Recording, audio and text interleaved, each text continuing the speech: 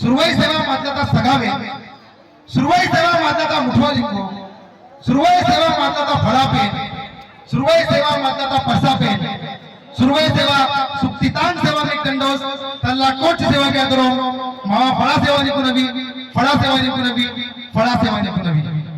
यहाँ पर उपस्थित सभी मातृशक्तियों को सेवा जोहार करता हूँ, समस्त पितृशक्तियों को सेवा जोहार करता हूँ और समस्त युवा शक्ति को भी सेवा जोहार करता हूँ। और इस मंच के माध्यम से मुझे अपनी बात रखने का तीसरी बार मौका मिल रहा है, इसलिए इस समिति और साथ साथ मैं कंगाली जसवंत जी कंगाली दादा जो है इनका भी बहुत बहुत धन्यवाद देता हूँ कि डॉक्टर कंगाली सर जहाँ से हुए दुलारा गांव, वहां से 8 किलोमीटर दूरी पे मेरा गांव है देवलापार, उस एरिया को मुझे यहाँ पर रिप्रेजेंट करने का मौका मिल रहा है और कंगाली सर के काम को थोड़ा सा आगे बढ़ाने का एक छोटा सा प्रयास मैं इस माध्यम से कर रहा हूँ।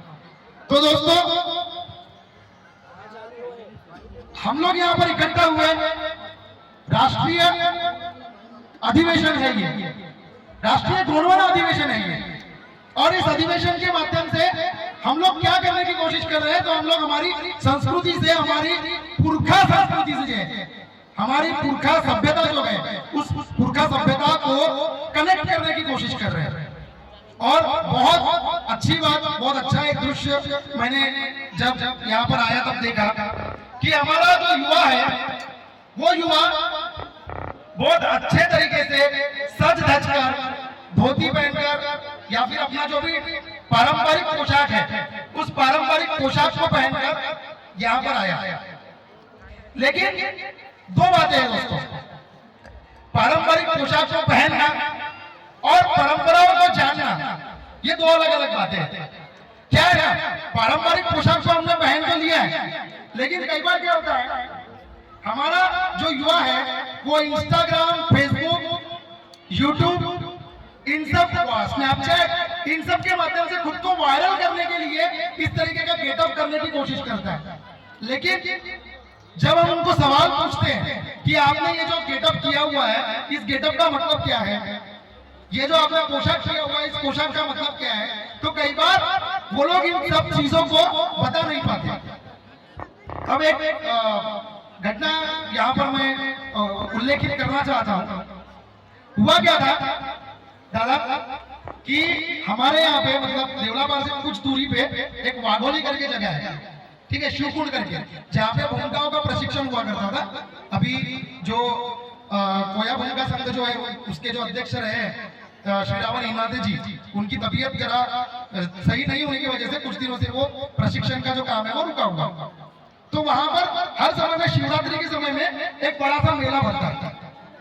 तो उस मेले में एक दिन हम लोग उस मेले में गए। उस मेले में जब मैं गया तो मैंने थोड़ा सा केसरी रंग का कुर्ता पहना हुआ था।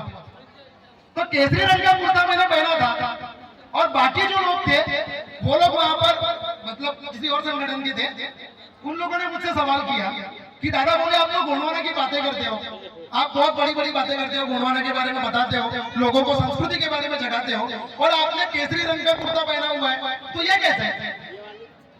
तो उनको लेकर मेरा जवाब ये था कि हमारा गोंडवाना इतना छोटा नहीं है, हमारा गोंडवाना किसी एक रंग का मोहताज नहीं है। प्रकृति में जितने रंग है, चाहे वो हरा हो वो भी हमारा है, चाहे वो नीला हो वो भी हमारा है, चाहे वो पीला हो वो भी हमारा है, चाहे वो केसरिया हो वो भी हमारा है। प्रकृति ने जितने रंग प्राकृतिक है वो सारे के सारे रंग हमारे हैं। हम लोग सतरंगी झंडे की पूजा करते हैं। किसी एक रंग में हमारी संस्कृति, हमारी रीति रिवाज और परंपराओं को दिखाने वाला जो प्रेम है वो किसी एक रंग में बता हुआ नहीं है। तब उनको ये चीज समझ में आई कि हाँ यार ये बात है। तो हमको ये समझना पड़ेगा कि हम लोग लिबास में जाकर अगर हम लोग हमारी मुख्य जो धारा है जी, वो जो लिबास जिस चीज से जोड़ता है उसको अगर हम लोग भूल रहे होंगे तो फिर सिर्फ पोशाक कर लेने से कुछ नहीं होगा। दूसरा एक चीज मैं युवाओं से ही बात कर रहा हूँ, वो ये कि अभी अभी ट्रेंड सेट हुआ है। मड़ावी ताई आपको पता होगा, एक ट्रेंड सेट हुआ है कि ट्राइबल फैशन शोज बहुत सारे अलग अलग जगहों पे फैशन शो हो रहे हैं, और उन फैशन शो में कई बार हम लोगों को, क्योंकि थोड़ा बहुत आता है, मतलब पुरेन के बारे में थोड़ा बहुत पता है, ऐसा मानते हैं हम लोग, तो इस वजह से हम लोगों को वहां पे कई बार बुलाया जाता है जज करके, परीक्षण करने के लिए। तो परीक्षण करने के लिए जब बुलाते हैं तो ये लोग मस्त भाई की बहुत अच्छा सुंदर सुंदर अपना मेकअप वेशभूषा जो है वो करके आते हैं। फिर इनको जब सवाल पूछा जाता है, अभी हाल ही में नागपुर में हुआ था फैशन शो, तो उस फैशन शो में मैं जज था। उस फैशन शो में क्या हुआ कि उसने पूरा का पूरा गेटअप किया, लेकिन उसने हाथ में ब्राह्मण द्वारा बांधा हुआ मौली धागा जो है, मौली धागा वो बांधा हुआ था। तो मैंने उसको सवाल किया, आपने जिस भी ट्राइबल का, आपने जिस भी आदिवासी समुदाय का यहाँ पर वेशभूषा किया हुआ है, क्या वो वेशभूषा के लोग इस तरीके का धागा बांधते हैं? तो उनके पास कोई जवाब नहीं।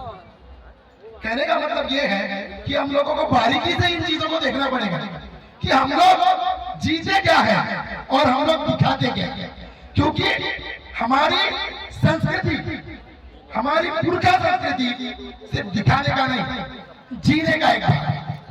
और जब तक हम लोग हमारी संस्कृति को जिएंगे नहीं, तब तक हमारी संस्कृति बचेगी नहीं। और आखिर में, क्योंकि समय कम मिला हुआ है और मैं ज्यादा पकाऊंगा नहीं आप लोगों को, ठीक है, स्ट्रेट फॉरवर्ड बात करके जाऊंगा।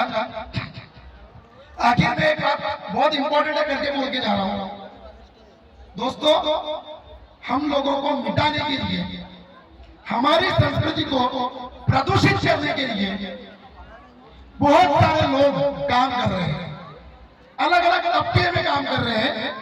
मैं किसी एक राजनीतिक पार्टी का नाम नहीं लूंगा, या मैं किसी राजनीतिक संगठन का नाम नहीं लूंगा, वो आप लोगों को समझना है और पहचानना है। बात यह है, अभी मैं मेरे क्षेत्र की बात करता हूँ, क्या है, कचारगढ़ महोत्सव, कचारगढ़ का जो अधिवेशन है, ये जो राष्ट्रीय अधिवेशन है, ये जो महाकुंभ है, ये तिथि पर होता है, इसकी कोई तारीख नहीं होती, बराबर। तो माघ पूर्णिमा जो है ये तय है, माघ पूर्णिमा के 2 दिन पहले हमारा ये जो कचारगढ़ का जो मेला है ये भरता है।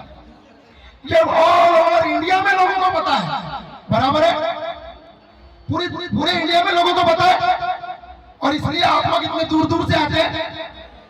मैंने एक चीज देखी, और मैं बहुत ही जिम्मेदारी से ये बात बोल रहा हूं, यूपी में कुंभ मेला